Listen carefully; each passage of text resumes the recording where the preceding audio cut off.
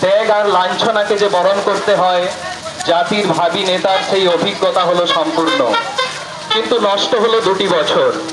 Ashutosh Mukhopadhyay Scottish church কলেজে হলেন ভর্তি।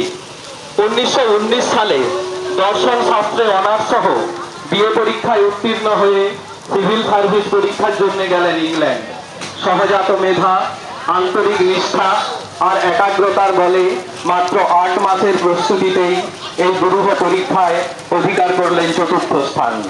কিন্তু এই দুর্দান্ত মেধা তার মননে জন্ম দিতে পারেনি ভোগবাদের। পরাধীনতার দাসত্ব শৃঙ্খলিত ভারত মাতা শৃঙ্খল মোচনের জন্য ঝাঁপিয়ে পড়েছে লক্ষ লক্ষ ভারতবাসী। তার কণ্ঠে শোনা যায় ভাবিকালের কাণ্ডারি অন্বেষণের আহ্বান। ঝুলিতেছে দড়ি, ফুলিতেছে জল,